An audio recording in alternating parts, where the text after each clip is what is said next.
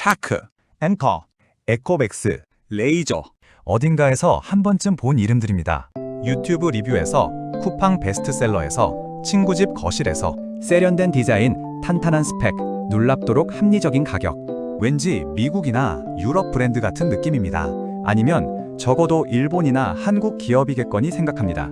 그런데 이 회사들 전부 중국 기업입니다. 샤크는 중국 가전그룹 산화 브랜드입니다. 앵커는 중국 선전에서 시작했습니다. 에코백스는 수저우 출신입니다. 로봇 청소기, 무선 청소기, 보조 배터리, 게이밍 기어. 우리가 프리미엄이라고 느끼며 골랐던 그 제품들이 아무도 모르는 사이에 중국 브랜드로 채워지고 있었습니다. 그리고 그 사이 우리가 오랫동안 써온 한국 소형 가전 브랜드들이 하나 둘 조용히 사라지고 있습니다. 오늘은 그 숨겨진 이유를 파헤쳐 보겠습니다. 먼저 한 가지 질문을 드리겠습니다. 중국 제품이라고 하면 어떤 이미지가 떠오르시나요?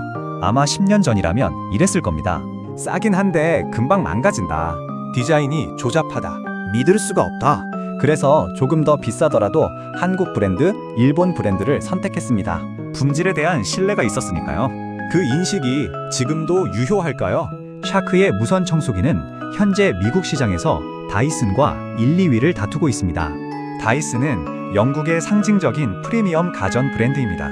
수십 년간 청소기 시장의 정점에 있던 회사입니다. 그 다이슨과 어깨를 나란히 하는 브랜드가 중국 기업이라는 사실을 아는 소비자는 많지 않습니다. 에코백스의 로봇 청소기는 어떨까요? 장애물을 피하고 카펫과 바닥을 구분하고 스스로 충전하고 앱으로 제어합니다. 몇 년 전까지만 해도 이런 기능은 수백만 원짜리 프리미엄 제품에서나 볼 수 있었습니다. 지금은 20만 원대에서 시작합니다. 그리고 그 기술을 만든 곳은 중국입니다. 앵커는 어떻습니까? 보조 배터리 하나로 시작한 이 회사는 지금 무선 이어폰, 충전기, 스마트홈 기기까지 확장했습니다. 아마존에서 가장 많이 팔리는 전자 액세서리 브랜드 중 하나입니다. 본사는 미국 캘리포니아에 있지만 뿌리는 중국 선전입니다. 이 변화는 조용하게 그러나 매우 빠르게 일어났습니다. 2018년 한국으로 수입된 가전제품 건수는 약 370만 건이었습니다. 2024년에는 그 숫자가 2,700만 건을 넘었습니다. 6년 만에 7배 이상 증가한 겁니다. 그리고 이 수입 건수 증가에서 가장 큰 비중을 차지한 품목이 바로 가전제품과 의류입니다. 알리익스프레스, 테모. 이 플랫폼들이 한국 시장에 본격적으로 들어오기 시작하면서 중국산 소형 가전이 국내 시장에 쏟아졌습니다. 소비자 입장에서는 선택지가 늘었습니다. 가격이 내려갔습니다. 품질도 나쁘지 않았습니다. 좋은 일처럼 보였습니다. 그런데 그 반대편에는 무슨 일이 생기고 있었을까요? 한국의 소형 가전 중소기업들 이야기입니다. 이 시장을 이해하려면 먼저 이 업계의 구조를 알아야 합니다. 소형 가전은 기술 장벽이 낮습니다. 가습기, 공기청정기, 제습기 같은 제품은 중국에서 OEM 생산을 맡기면 누구든 만들 수 있습니다. 디자인을 조금 바꾸고 브랜드 이름을 붙이고 온라인에 올리면 됩니다. 그래서 이 시장에는 끊임없이 새로운 경쟁자가 들어옵니다. 진입 장벽이 낮으니까요. 진입 장벽이 낮다는 말은 곧 경쟁이 끝이 없다는 뜻입니다. 여기에 이 시장 특유의 함정이 하나 더 있습니다. 계절성입니다. 소형 가전은 계절에 따라 수요가 극단적으로 몰립니다. 겨울에는 가습기와 난방기, 여름에는 선풍기와 제습기. 월 거래량 차이가 수천억 원에 달할 만큼 편차가 큽니다. 이 말은 재고 예측을 한 번만 잘못해도 회사가 흔들린다는 뜻입니다. 물건을 너무 많이 만들어 놨는데 팔리지 않으면 그 순간 현금이 말라버립니다. 소형 가전 회사는 계속해서 물건을 사와야 하는 구조입니다. 현금이 없으면 다음 시즌 물건을 살 수가 없습니다. 그렇게 되면 매출이 멈춥니다. 매출이 멈추면 회사가 멈춥니다. 그리고 지금은 이 함정 위에 두 가지가 더 얹혀 있습니다. 첫 번째는 소비 위축입니다. 인플레이션이 오면 사람들은 지출 순위를 다시 정합니다. 밥값, 교통비, 공과금이 먼저입니다. 가습기가 예쁘다고, 디자인이 바뀌었다고 새 제품을 사던 시대가 지났습니다. 기존 제품이 고장나지 않으면 그냥 씁니다. 그리고 고장이 나더라도 중고시장에서 저렴하게 구합니다. 소비자에게는 합리적인 선택이지만 이 시장에서 새 제품을 파는 회사들에게는 직격탄입니다.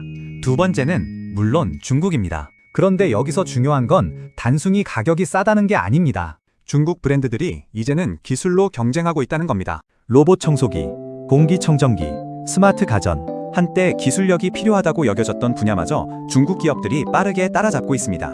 가격으로 이길 수 없고 기술로도 격차가 줄어들고 있습니다. 이 압박 속에서 실제로 어떤 일들이 벌어졌는지 살펴보겠습니다. 이름을 직접 말하기는 어렵지만 최근 수년 사이 국내 소형 가전 중소기업들 중 회생 절차를 신청한 곳, 감사 의견 거절을 받은 곳, 자본 잠식 상태에 빠진 곳이 줄을 잇고 있습니다.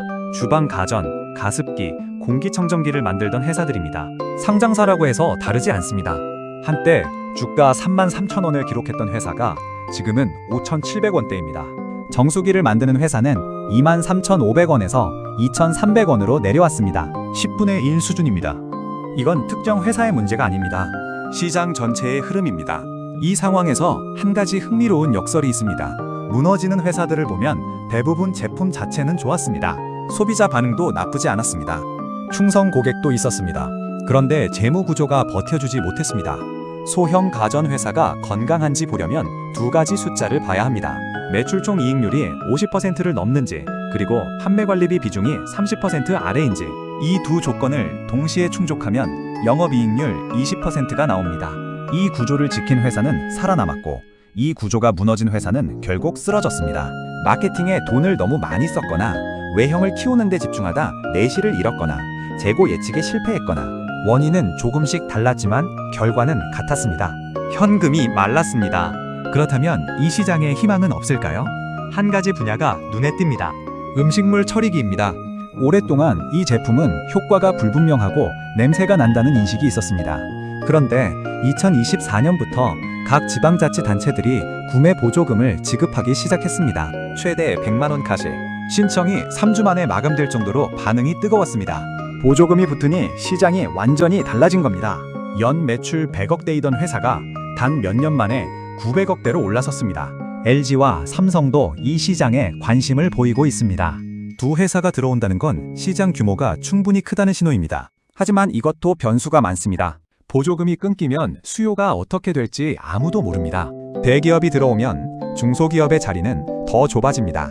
결국 이 이야기는 제품의 이야기가 아닙니다. 우리가 무심코 구매하는 그 소형 가전 하나하나의 뒤에 치열하게 버티고 있는 회사들이 있습니다. 그리고 그 회사들은 지금 중국 브랜드의 기술력, 소비 침체, 중고 시장의 성장, 이 세 가지 파도를 동시에 맞고 있습니다. 샤크, 앤커, 에코백스, 이 이름들이 낯설지 않은 시대가 됐습니다. 우리가 프리미엄이라고 느끼며 고르는 제품이 중국 기업의 떠신 시대가 됐습니다. 그게 나쁜 것도 좋은 것도 아닙니다. 다만 세상이 바뀌었다는 뜻입니다. 그리고 그 변화 속에서 우리 곁에 있던 이름들이 조용히 사라지고 있습니다. 이처럼 평범한 것들 속 숨겨진 이야기가 궁금하다면 구독과 좋아요 부탁드립니다.